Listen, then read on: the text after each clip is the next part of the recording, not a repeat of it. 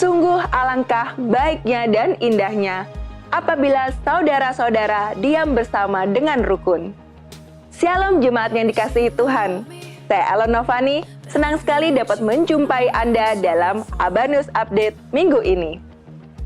Bagi Bapak Ibu, Saudara-saudari yang baru pertama kali hadir, kami mengucapkan selamat datang dalam keluarga Allah. Welcome to Abba Love Ministry.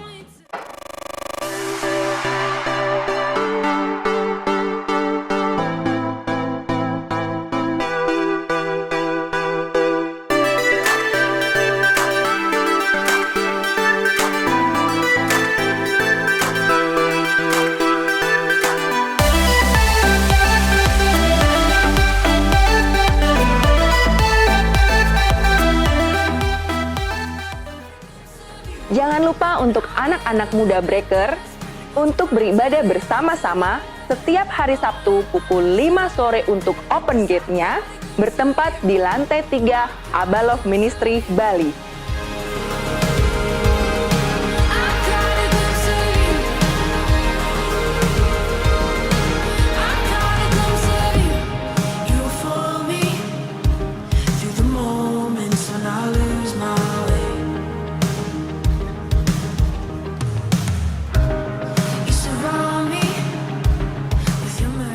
Dan juga untuk anak-anak Kega juga bersama-sama beribadah setiap hari Minggu pukul 9 pagi bertempat di lantai 2 Gereja Abba Love Ministry Bali.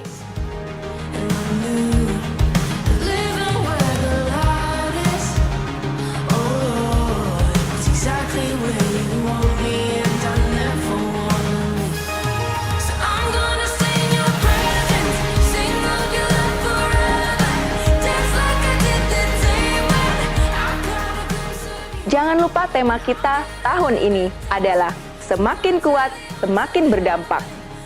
Dalam minggu-minggu yang sudah kita lewati, kita sudah belajar tentang tokoh-tokoh Alkitab yang luar biasa yang telah dicatat di dalam Alkitab.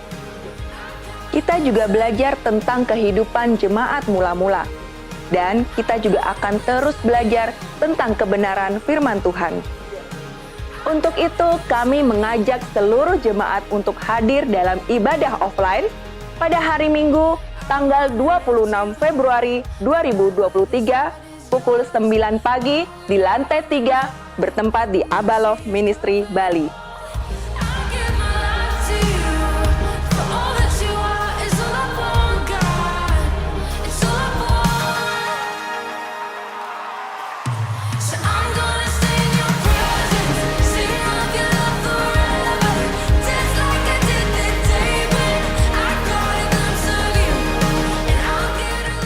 Kami menginformasikan untuk pendaftaran Rumah Masa Depan periode 2023-2024 bagi yang mendaftar 1 tahun membayar Rp50.000 per orang dengan syarat menyetorkan fotokopi KTP ke Ibu Mary.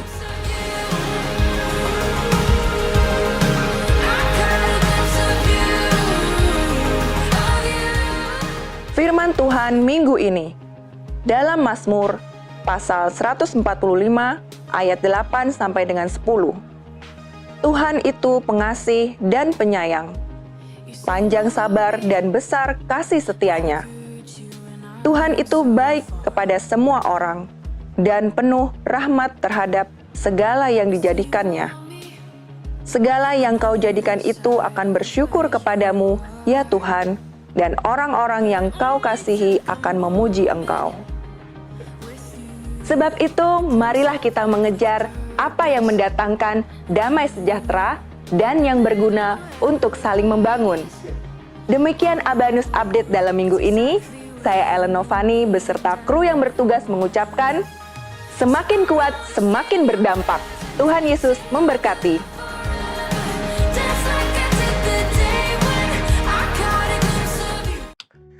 Shalom Bapak Ibu Saudara dikasih oleh Tuhan.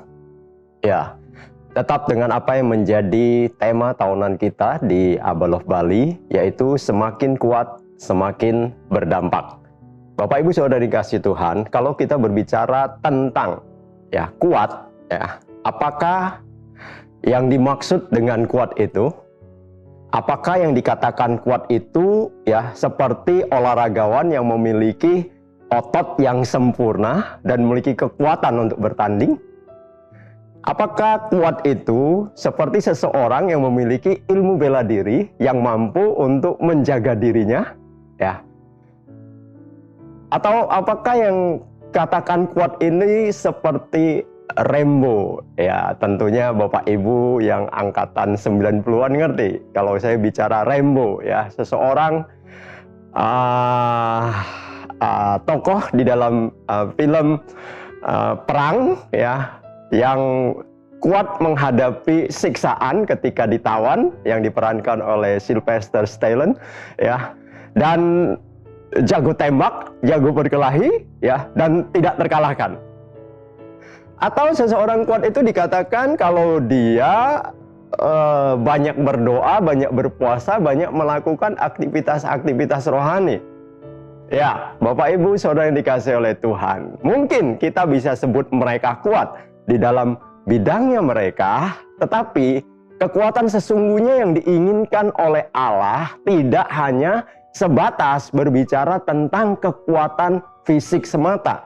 Ingat, manusia itu ya terdiri dari tubuh, jiwa, dan roh. Ya, jadi kalau kita berbicara tentang kuat itu harus berbicara yang namanya kuat secara holistik, yaitu dia harus kuat ya di dalam rohnya, harus kuat di dalam jiwanya, dan juga harus kuat di dalam tubuhnya. Ya, ingat, manusia itu terdiri dari roh, jiwa, dan tubuh. Jadi harus seimbang, harus seutuhnya. Tidak boleh hanya sebagian-sebagian saja. Kalau demikian berarti tidak holistik, tidak seutuhnya ya.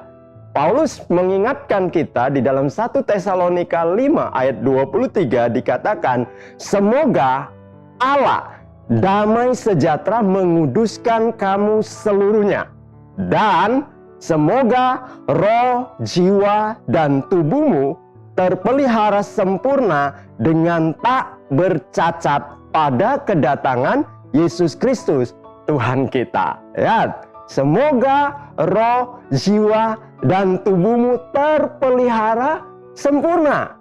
Jadi bukan cuman rohnya saja yang sempurna, jadi bukan cuman jiwanya saja, jadi bukan cuman tubuhnya saja, tapi harus seutuhnya. Roh, jiwa, dan tubuh harus terpelihara sempurna dengan tak bercacat pada kedatangan Yesus Kristus Tuhan kita. Ya, nah jadi Bapak Ibu Saudara dikasih oleh Tuhan, kalau kita berbicara tentang kuat, maka harus seutuhnya, holistik. Kalau kita berbicara tentang roh kita, roh yang kuat, maka itu harus dibangun dengan persekutuan pribadi dengan Tuhan melalui apa? Melalui firman dan doa. Kemudian kalau kita berbicara tentang jiwa kita yang harus kuat, maka bagaimana kita harus menjaga emosi, pikiran, dan perasaan kita ya, agar tidak dikuasai oleh apa yang namanya kekhawatiran, dikuasai namanya ketakutan, dikuasai dengan namanya tertekan, ya kan? Bagaimana kita harus menyingkirkan itu supaya ya jiwa kita ini juga sehat, jiwa kita ini juga kuat. Makanya untuk menjaga jiwa yang kuat kita butuh ada di dalam komunitas ya. Supaya apa? Supaya bisa saling menjaga. Kemudian kalau kita berbicara tentang tubuh yang harus kuat, tentunya ya kita harus olahraga dan juga bagaimana membangun pola hidup yang sehat dan benar. Makan yang benar, makan yang baik ya, dan istirahat yang benar, yang cukup. Jadi harus holistik, harus seutuhnya. Ya jangan sebagian-sebagian. Pernah nggak kita mendengar cerita ada orang-orang yang ya kan dia kelihatannya sehat secara tubuhnya ya, Pak saya punya teman dia rajin berolahraga setiap hari lari ya 20 kilo ya kan, badannya demikian kelihatan segar, kelihatannya bugar ya kan, otot-otot tubuhnya oh demikian luar biasa ya, tapi kok tiba-tiba dia mati ya toh, bikin kaget-kaget. Ya, selain karena memang jam hidupnya sudah selesai ya, tapi bisa jadi ya ada sisi lainnya ya, yaitu jiwanya tidak sehat karena banyak pikiran, banyak tekanan, mungkin ada kekhawatiran, ada ketakutan yang menguasainya, yang membuat apa? Membuat mempengaruhi proses bekerjanya organ-organ di dalam tubuh orang tersebut ya. Jadi jangan tertipu ya. Nah, tapi ada orang-orang yang juga ekstrim. Udah deh, nggak usah mikirin yang macam-macam. Yang penting roh kita, ya kan? Kan rohani harus mendahului yang jasmani katanya. Ya, jadi harus banyak-banyak berdoa, harus banyak-banyak berpuasa. Kita kejarlah hal-hal yang rohani saja. Nanti otomatis kok semua akan mengikuti. Tidak bisa seperti itu juga Bapak Ibu yang dikasih oleh Tuhan. Jadi bagaimana kita harus menjaga semuanya ya, roh, jiwa, dan tubuh kita itu bisa sehat, bisa kuat seutuhnya. Nah, Bapak Ibu yang dikasih oleh Tuhan, masih ingat nggak ya, siapakah orang yang keluar dari tanah Mesir ketika zamannya Musa dan dia berhasil memasuki tanah perjanjian? Ya, pasti kita ingat, hanya ada 2 orang generasi yang keluar dari tanah Mesir di zamannya Musa yang berhasil masuk ke tanah perjanjian, yaitu Yosua dan Kaleb. Ya, Yosua karena dia menjadi orang yang dipercayakan oleh Tuhan untuk menggantikan posisinya Musa sebagai seorang pemimpin yang akan memimpin ya bangsa Israel generasi ya sesudahnya untuk masuk tanah perjanjian. Dan satu lagi yaitu Kaleb ya. Hanya 2 orang ini saja ya ketika mereka diutus untuk menyelidiki ya tanah perjanjian atau tanah Kanaan yang dijanjikan oleh Tuhan. Dan hanya 2 orang ini yang berkata kata yang positif ya untuk memotivasi bangsa Israel agar berani memasuki tanah perjanjian. Sementara ya 10 lainnya dari 12 orang yang diutus ya mereka mengatakan kata-kata yang negatif yang melemahkan bangsa Israel pada waktu itu. Dan tahukah Bapak Ibu yang dikasih oleh Tuhan ya, Kaleb ya seseorang yang memiliki kekuatan yang luar biasa di dalam kehidupan dia. Bukan hanya kekuatan untuk dia mempercayai Tuhan, tetapi dia juga memiliki kekuatan ya secara fisik, kekuatan di dalam seluruh kehidupannya untuk bagaimana dia menerima janji-janji Tuhan di dalam kehidupan dia. Mari kita lihat di dalam Yosua 14 ayatnya yang ke-10 dan yang ke-11. Firman Allah berkata, "Jadi sekarang sesungguhnya Tuhan telah memelihara hidupku seperti yang dijanjikannya.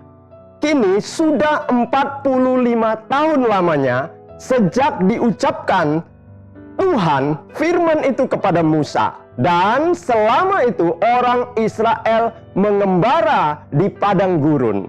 Jadi sekarang telah berumur 85 tahun aku hari ini. Pada waktu ini aku masih sama kuat seperti pada waktu aku disuruh Musa, seperti ya kekuatanku pada waktu itu, demikianlah kekuatanku sekarang untuk berperang dan untuk keluar masuk." Bapak Ibu yang dikasih oleh Tuhan, ketika Kaleb diutus oleh Musa memasuki atau menyelidiki tanah perjanjian ya, pada waktu itu ya umur dia 40 tahun ya untuk melihat bagaimana tanah perjanjian itu. Dan sekarang umurnya Kaleb dikatakan sudah 85 tahun. Oke, jadi ada selisih waktu 45 tahun, tetapi firman Allah berkata bahwa Kaleb tetap masih sama kuat ya, seperti pada waktu disuruh oleh Musa. Berarti kekuatan dia tidak berubah saat dia disuruh Musa 45 tahun yang lalu sampai saat dia telah berumur 85 tahun. Kekuatannya masih tetap sama. Bapak Ibu yang dikasih oleh Tuhan. Coba kita coba evaluasi. Enggak usah, ini belum ada yang 85 tahun ya kan di Jemaat Abalov sini, belum ada yang 85 tahun. Ya paling tua siapa sekarang? Ya Pak Petrus, ya umur 73, ya kan? Apakah kekuatannya masih sama ketika zaman muda dulu? Pak Ferdinand umur berapa sekarang? 57 tahun. Oh, saya tanya Pak Ferdinand, apakah kekuatanmu masih sama ketika kamu berumur 27 tahun yang lalu? Waduh Pak Doni, no. Wah, naik tangga baru 2 lantai aja ngos-ngosan, napasnya udah mau putus-putus, ya kan? Kalau dulu mungkin masih bisa lari naik tangga. Halo Bapak Ibu yang dikasih oleh Tuhan. Harus jujur ya, kadang kita merasa kekuatan kita semakin berkurang dengan bertambahnya usia kita. Saya sekarang memasuki umur 52 tahun. Ya kadang ada pinggang yang sakit lah, ya kan, lutut yang sakit lah. Meskipun ya saya coba untuk membangun dengan rajin berolahraga. Tapi harus jujur, ada banyak hal yang kita harus menyesuaikan. Tetapi yang luar biasanya, Kaleb berani berkata. Dan ini tertulis di dalam firman Tuhan. Saya percaya ini firman Tuhan yang berkata bahwa kekuatan Kaleb tidak berubah. Meskipun dia sudah berumur 85 tahun. Perbedaan waktu 45 tahun tidak mengubah apa-apa di dalam kehidupan dia. Ya. Kenapa bisa demikian? Bapak Ibu saudara dikasih oleh Tuhan. Kalau kita lihat ya, ini yang dijanjikan tadi yang dikatakan, yang dijanjikan Allah ya kepada Musa mengenai Kaleb itu tertulis di dalam Ulangan 1 ayat 34-36 ya, dikatakan ketika Tuhan mendengar gerutumu itu, ia menjadi murka dan bersumpah, tidak seorang pun dari orang-orang ini, angkatan yang jahat ini akan melihat negeri yang baik. Dengan sumpah kujanjikan untuk memberikannya kepada nenek moyangmu, kecuali ayat 36 dikatakan Kaleb bin Yefune, dialah yang akan melihat negeri itu, dan kepadanya dan kepada anak-anaknya akan kuberikan negeri yang diinjaknya itu. Karena ini kuncinya Bapak Ibu yang dikasih oleh Tuhan, karena dengan sepenuh hati ia mengikuti Tuhan. Saya percaya Bapak Ibu saudara dikasih oleh Tuhan, 45 tahun berlalu itu tidak merubah ya, tidak merubah hatinya Kaleb untuk dia sepenuh hati ia mengikuti Tuhan. Apapun yang terjadi, dia tetap meyakini, dia tetap memegang apa yang Tuhan sudah janjikan di dalam kehidupannya. Dan kalau dikatakan dengan sepenuh hati dia mengikuti Tuhan, saya percaya itu bukan hanya berbicara ya tentang rohnya saja ya yang ikut Tuhan, tetapi seluruh kehidupan dia, jiwanya, jiwa berbicara tentang pikiran, perasaan dan kehendak, itu juga semuanya takluk kepada Tuhan. Kalau berbicara tentang tubuhnya, nah loh Pak Doni, zaman dulu kan tidak ada olahraga. Bapak Ibu yang dikasih oleh Tuhan, zaman dulu orang kemana-mana itu jalan kaki. Ya, itu jalan kaki, berlari, naik turun gunung itu udah lebih dari olahraga. Ya, sekarang orang manja, ya kemana-mana malas jalan kaki. Ya, mau dekat sekalipun mau naik motor. Padahal itu penting sekali untuk bergerak. Ya, nah jadi jangan bilang mereka dulu tidak olahraga. Oh salah, mereka olahraga jauh lebih banyak dari apa yang dilakukan oleh orang-orang saat sekarang ini. Karena dahulu tidak ada kendaraan, dahulu tidak ada yang memanjakan tubuh mereka. Ya, tapi sekarang ini orang manja, ya, terlalu memanjakan tubuhnya sehingga jadi malas. Oke, nah jadi saya percaya Kaleb menjaga itu sepenuhnya di dalam kehidupan dia. Jadi jangan heran ya, walaupun dia sudah berumur 85 tahun, 45 tahun berlalu, tidak merubah apapun di dalam kehidupan dia. di dalam keyakinan dia kepada Allah, di dalam dia menaklukkan kehendak dia kepada Allah, di dalam kekuatan dia untuk berperang keluar masuk kota, yang menaklukkan kota, itu masih tetap sama. Jadi Bapak Ibu Saudara dikasih oleh Tuhan, sekali lagi saya mau mengingatkan setiap kita, kalau kita berbicara tentang semakin kuat, ya, yang kita terus dengungkan di tengah-tengah jemaat Abalov di Bali ini, ya, ingat, itu bukan hanya berbicara tentang spirit atau rohmu saja, tapi itu harus berbicara tentang seluruh kehidupanmu, roh, jiwa, dan tubuhmu. Ya, Bapak Ibu Saudara dikasih oleh Tuhan, supaya dengan demikian, ya, kita baru bisa semakin berdampak. Ya, Mazmur 84 ayat yang ke-5 sampai ke-8 dikatakan, berbahagialah orang-orang yang diam di rumahmu, yang terus-menerus memuji Engkau. Ya, ayat yang ke-6, berbahagialah manusia yang kekuatannya di dalam Engkau, yang berhasrat mengadakan ziarah. Apabila melintasi lembah Baka, mereka membuatnya menjadi tempat yang bermata air. Bahkan hujan pada awal musim menyelubunginya dengan berkat. Mereka berjalan makin lama makin kuat, hendak menghadap Allah di Sion. Haleluya. Bapak Ibu Saudara yang dikasih oleh Tuhan, lihat ya, ketika kita semakin kuat, ya, maka kita ini akan menjadi berkat seperti yang ditulis di dalam Mazmur 84 ayat yang ke-7 tadi, apabila melintasi lembah Baka, ya. Lembah Baka, atau kalau di dalam Mazmur 23-nya dikatakan lembah kekelaman, ya kan?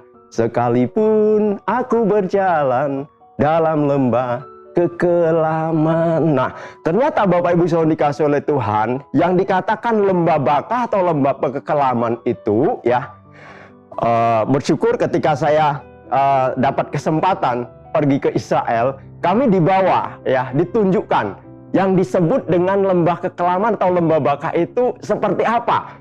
Karena dulu bayangan saya kalau namanya lembah kekelaman atau lembah Baka itu pasti identik dengan sudah udah di kematian seperti itu. Tapi ternyata bukan, ya. Lembah Baka atau lembah kekelaman itu adalah sebuah lembah padang pasir yang sunyi, sepi, kering, ya. Dan tidak ada orang yang mau lewat tempat tersebut, ya. Zaman dulu dikatakan itu sangat menakutkan dan mengerikan. Biasanya perompak-perompak atau perampok-perampok itu stay atau berdiam di tempat tersebut. Tempatnya kering, ya kan? Dan apa ya? Hanya lembab padang pasir seperti itu, ya.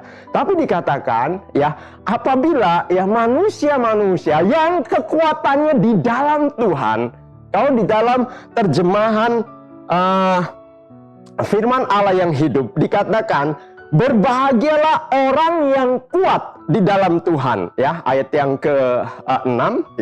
Kalau di sini katakan berbahagialah manusia yang kekuatannya di dalam Engkau, ya kan, di dalam Allah, yang berhasrat mengadakan ziarah. Itu kitab terjemahan baru. Tapi kalau kitab versi dari firman Allah yang hidup dikatakan berbahagialah orang yang kuat di dalam Tuhan, yang berhasrat mengikuti langkah-langkahmu, ya, yang memiliki hasrat, yang memiliki kerinduan, ya, untuk mengikuti langkah-langkahnya Tuhan, ya, mengikuti langkah-langkahnya Tuhan, tidak lari dari apa yang Tuhan tetapkan. Maka apabila orang tersebut melintasi lembah Baka, lembah kekelaman, mereka akan membuatnya menjadi tempat yang bermata air. Haleluya. Bukankah ini sesuatu yang luar biasa? Ya, ketika kekuatan kita ada di dalam Tuhan, ya, ketika kita menjaga seluruh kehidupan kita benar-benar kuat di dalam Tuhan, maka kita ini benar-benar menjadi berkat, ya. apabila melintasi lembah Baka, maka akan membuatnya menjadi tempat yang bermata air. Lembah Baka, lembah yang kering kerontang, padang pasir, tidak mungkin ada air, tidak mungkin ya ada kehidupan. Tetapi di sana, ketika orang-orang yang seperti disebut tadi, orang-orang yang kuat di dalam Tuhan, orang-orang yang memiliki hasrat untuk mengikuti langkah-langkahnya Tuhan, mereka akan membuat padang atau membuat lembah yang Baka tersebut menjadi lembah yang bermata air. Bukankah luar biasa? Dimanapun kehadiran kita sebagai orang-orang yang percaya kepada Allah, sebagai orang-orang yang sungguh-sungguh menggantungkan kehidupannya kepada Allah, dimanapun mereka berada, mereka harus atau mereka pasti akan menjadi berkat, menjadi kesaksian.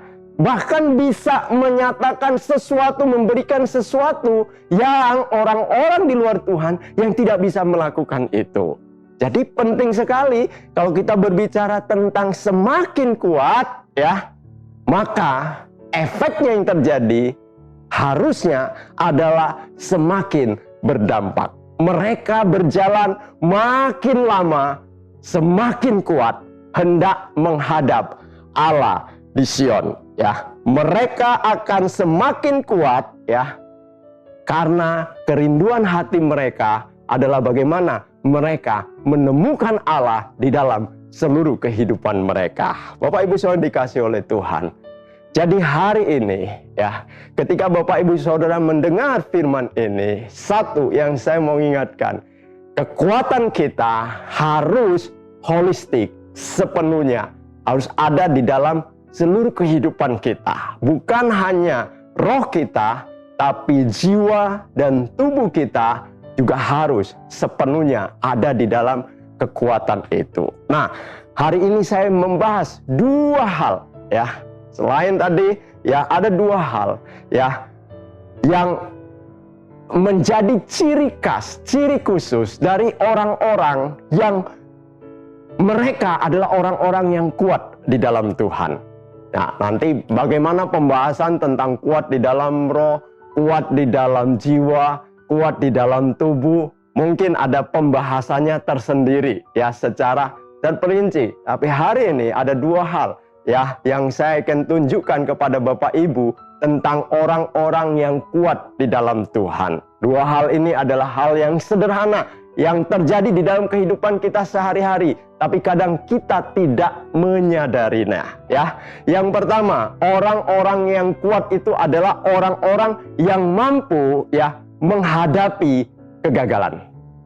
Nah, Bapak Ibu yang dikasih oleh Tuhan, yang namanya gagal itu bukan sesuatu yang mudah ya ketika dialami oleh seseorang. Kaleb di dalam perjalanannya pernah gagal nggak? Ya, saya percaya mungkin ada kegagalan-kegagalan, mungkin tidak ditulis saja ya. Tapi banyak hal ya saya percaya, karena di dalam perjalanan hidup kita menurut penyelidikan ya atau penelitian, seseorang itu ya dalam sehari minimal ya kan, paling tidak dia melakukan kegagalan itu sebanyak 14 kali. Oh ya? Ya. Kegagalan apa aja? Macam-macam ya. Mungkin dia gagal di dalam dia mengambil keputusan, dia gagal di dalam dia berkata-kata, ya, dia gagal di dalam dia memikirkan sesuatu, ya kan? Dia gagal dan gagal-gagal yang lainnya, ya, yang kadang kita tidak sadarinya. Tapi katakan ada setidaknya 14 kegagalan yang dilakukan oleh seseorang setiap harinya. Oke. Nah, jadi kalau dikatakan orang tersebut kuat di dalam Tuhan, maka dia sanggup ya untuk menghadapi kegagalan. Ketika orang gagal banyak kali jatuh, menyerah dan kalah. Ya, kita bisa menikmati bola lampu yang luar biasa ini ya dari penemuan seseorang yang tidak pernah menyerah. Ya, tentunya kita tahu Thomas Alva Edison. Berapa banyak dia mengalami kegagalan ini? Ya, orang menyimpulkan dia menemukan kegagalan sekitar 10.000 kali ya. Tetapi sebenarnya tidak sampai 10.000 kali. Dikatakan sekitar 9.800 sekian kali. Ya, tapi ya biar gampang digenapin aja lah 10.000 kegagalan, ya. Tapi apakah Alva Edison berkata bahwa dia gagal 10.000 kali?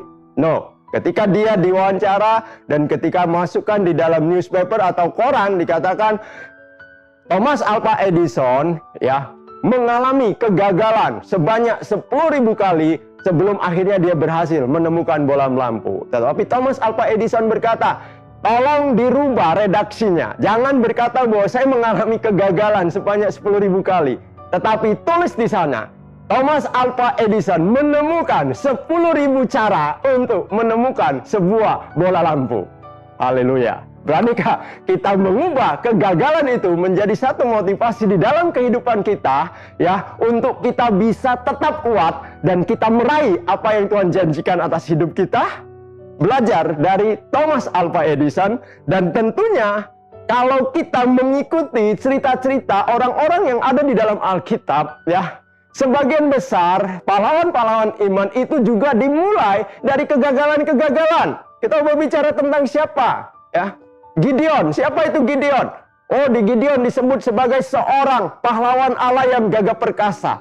Tetapi sebelum itu, ya kan, siapa Gideon? Seorang pengecut ya yang bersembunyi di tempat apa? Penggilingan, pembuatan anggur, penggilingan gandum, pembuatan anggur. Ya, sembunyi karena takut, ya. Takut. Dengan apa? Dengan bangsa-bangsa yang bangsa apa waktu itu? Amalek, ya. Amon atau Amalek? Hah? Oh iya, bangsa Midian, ya. Bangsa Midian.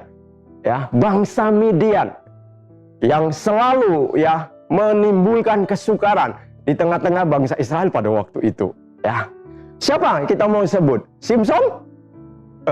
Simson seseorang yang gagal, ya, gagal untuk mempertahankan kekuatan yang Allah berikan atas hidup dia karena dia bermain-main ya dengan wanita. Tetapi ya dia tidak menyerah. Di akhir kehidupan dia membunuh lebih banyak bangsa Filistin dibanding ketika dia hidup. Karena dia bangkit lagi, ya. Siapa lagi? Ya, Elia, seseorang yang takut, saking takutnya sama Isabel sampai dia berkata lebih baik saya mati saja. Ya, yang mau menyerah. Tapi kita tahu Elia, ya, seseorang yang Tuhan pakai dan tidak mengalami kematian karena dia diangkat ke surga. Dan siapa lagi? Ya kan? Perjanjian Baru tertulis Petrus. Petrus seseorang yang gagal, ya kan? Lagaknya aja, ya. Ngomongnya aja besar. Kalau semua orang, ya kan, menolak engkau, mengkhianati engkau, maka aku yang akan berdiri paling depan untuk membela engkau, guru, ya. Tapi begitu Tuhan Yesus ditangkap, ya, kamukah salah satu dari pengikutnya? Orang tersebut dia katakan, tidak, saya tidak kenal itu. Sampai 3 kali dia menyangkal Yesus. Tetapi dia bangkit lagi. Dan kita tahu bahwa Petrus salah satu rasul yang luar biasa yang Tuhan pakai. Bapak Ibu saudara dikasih oleh Tuhan, Daud tentunya sudah tidak diragukan lagi siapa Daud. Daud mengalami banyak kegagalan di dalam kehidupan dia. Tapi dia tetap bangkit di tengah-tengah kegagalan. Ketika awal mula dia menjadi pemimpin bagi orang-orang Israel, orang buangan, tinggal di Ziklag, ya, satu kota yang diberikan kepada dia. Ketika Ziklag diserbu ya oleh bangsa Amalek, mulai dihancurkan, dibakar, anak-anak mereka ditawan, istri mereka ditawan, ya. Semua orang-orang ditawan, ternak mereka semua diambil, kotanya dibakar. Langsung ketika Daud dan pengikut-pengikutnya kembali ke kota tersebut, mereka menemukan kota mereka sudah hancur. Dan mereka sedih, ya kan? Mereka sedih, mereka sangat terjepit. Yang lebih mengerikan lagi, dikatakan di dalam 1 Samuel 30 ayat ke-6, Daud demikian sangat terjepit karena rakyat mengatakan hendak melempari dia dengan batu. Karena dia pemimpin.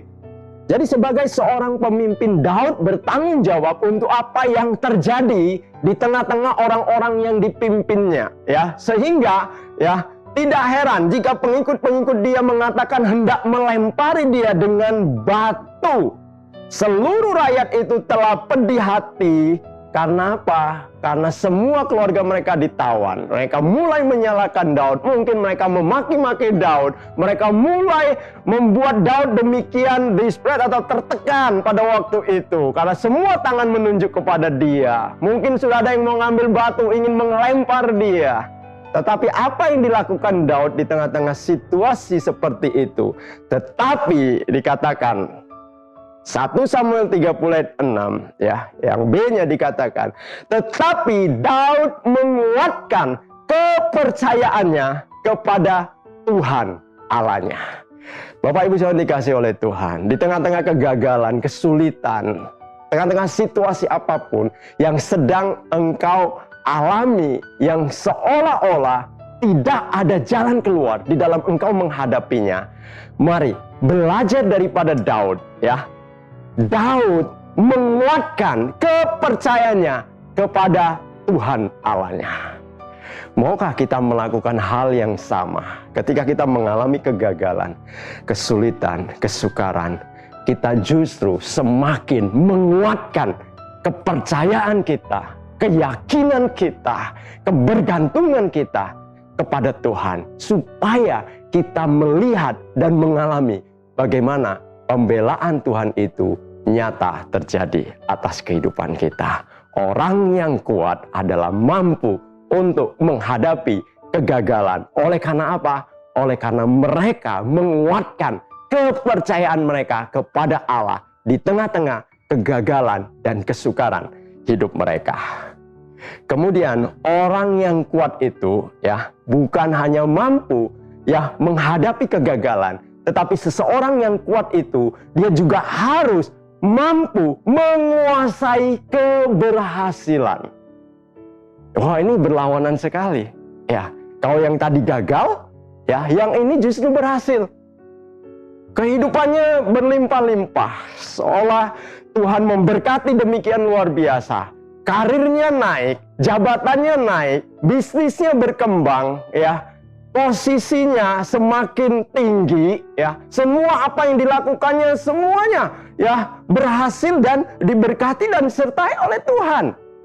Ingat, Bapak Ibu Saudara dikasih oleh Tuhan, keberhasilan kita bukan hanya oleh karena kerja keras di dalam kehidupan kita. Saya setuju bahwa kita harus bekerja keras dan bekerja cerdas. Tetapi di atas semua itu, ya, Tuhan tetap yang memberkati. Tuhan tetap yang campur tangan, ya, karena firman Tuhan, Mazmur berkata, ya, Tuhan memberikan roti kepada orang yang dikasihnya pada waktu dia tidur. Artinya apa? Ada campur tangan Tuhan di dalamnya. Jadi hari-hari ini, kalau usahamu berhasil, pekerjaanmu sukses, karirmu menanjak, ya, kehidupanmu demikian luar biasa, tidak ada kesukaran, tidak ada kesulitan, ingat, itu semua karena Tuhan di dalam kehidupanmu. Dan kalau kita menyadari semua itu karena Tuhan, maka kita harus mampu untuk menguasai apa? Menguasai keberhasilan kita. Supaya apa? Supaya kita jangan terjebak, ya, terjebak di dalam tipu daya keberhasilan yang terjadi atas hidup kita. Ingat, orang itu jatuh biasanya karena 3 tah. Ya, apa? Harta, tahta, dan wanita. Ya, nggak fair kalau cuma wanita. Kalau dia wanita berarti pria. Ya, hanya 3 hal itu saja. Siapa? Kalau kita katakan malaikat iblis Lucifer jatuh, ya, itu karena apa? Kedudukan. Dia hendak. Padahal dia orang yang maksudnya malaikat yang memiliki posisi yang paling tinggi. Dia malaikat puji-pujian yang selalu memuji, menyembah Tuhan.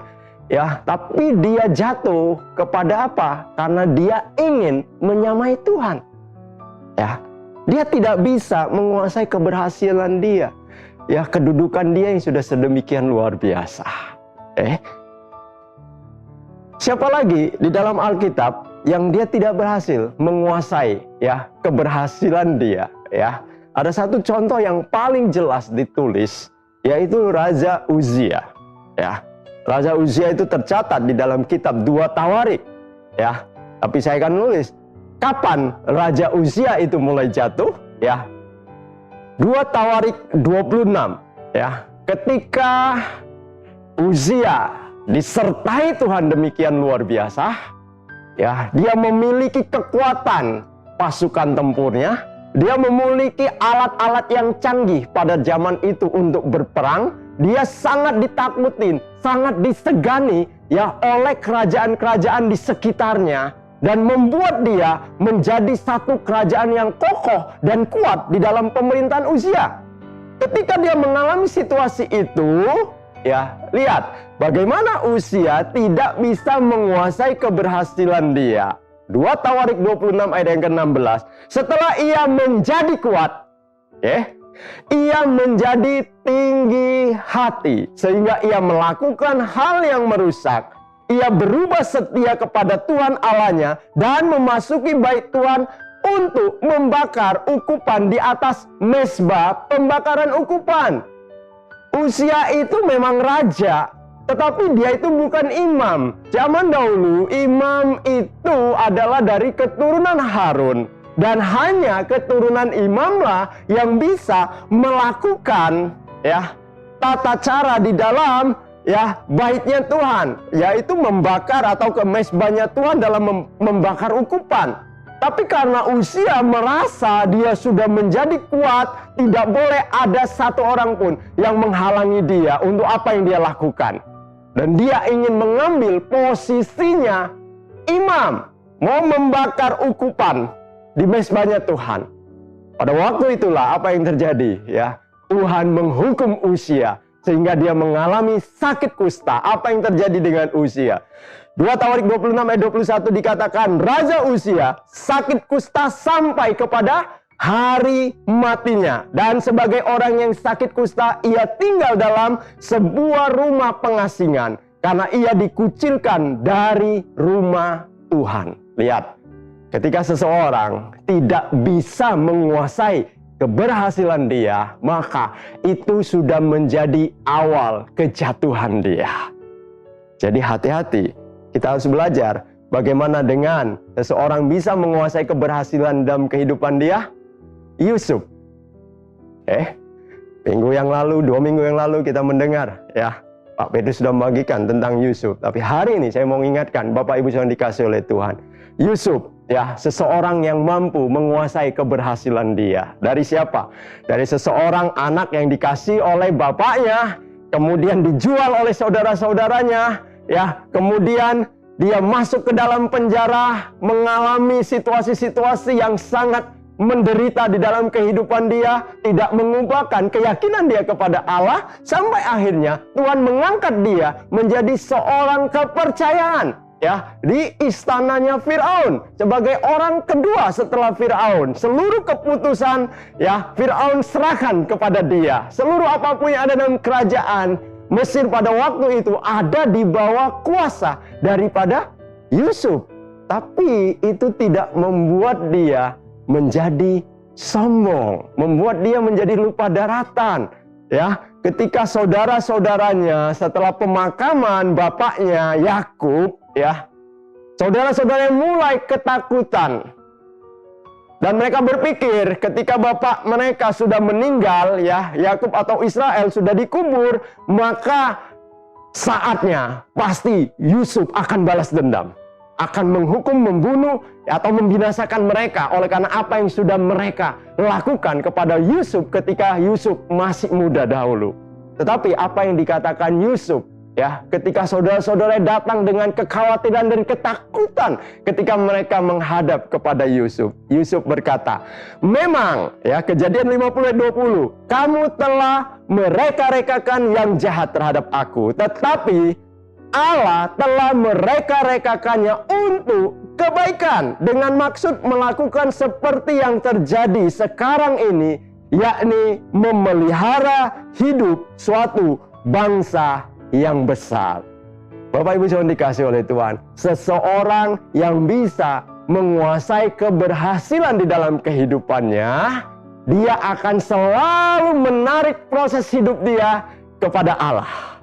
Ya, ketika saudara-saudara takut, dia berkata, tetapi Allah mereka-rekakan untuk kebaikan. Dia selalu kembali kepada Allah. Selalu kembali kepada Allah. Itulah yang membuat orang-orang yang bisa menguasai keberhasilan tidak menjadi sombong, pongah, angkuh, atau tidak tahu diri, atau kacang lupa kepada kulitnya. Tidak, karena dia selalu kembali kepada Allah.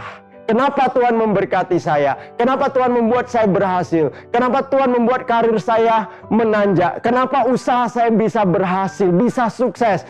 Karena pasti Tuhan punya suatu maksud atas semuanya itu. Makanya tidak akan membuat dia menjadi sombong. Jadi Bapak Ibu saudara dikasih oleh Tuhan, di tengah-tengah keberhasilanmu hari-hari ini, kamu harus kembali bertanya kepada Tuhan, apa yang menjadi maksud Tuhan atas seluruh keberhasilan, kesuksesan yang engkau dapatkan hari-hari ini. Ingat, orang-orang yang kuat bukan hanya mereka bisa menghadapi kegagalan, tetapi mereka juga harus bisa menguasai keberhasilan. Jadi, Bapak Ibu saudara dikasih oleh Tuhan, hari ini firman Allah mengingatkan kepada kita. Efesus 6 ayat ke-10 dikatakan, akhirnya hendaklah kamu kuat di dalam Tuhan, di dalam kekuatan kuasanya. Kita kuat seutuhnya, tubuh, jiwa, dan roh kita. Supaya apa? Supaya melalui seluruh kehidupan kita, lewat roh kita, hubungan kita dengan Tuhan, lewat jiwa kita, pikiran, perasaan, kehendak kita yang takluk kepada Tuhan, dan juga lewat tubuh kita yang kita pelihara sedemikian rupa, karena kita tahu tubuh ini adalah baiknya Allah, kita bisa menghadirkan kerajaan Allah. Supaya apa? Supaya dampak kerajaan Allah boleh terjadi melalui kehidupan kita. Jadi Bapak Ibu saudara dikasih oleh Tuhan, mari kita tetap semangat untuk semakin kuat dan semakin berdampak. Tuhan Yesus memberkati kita semua.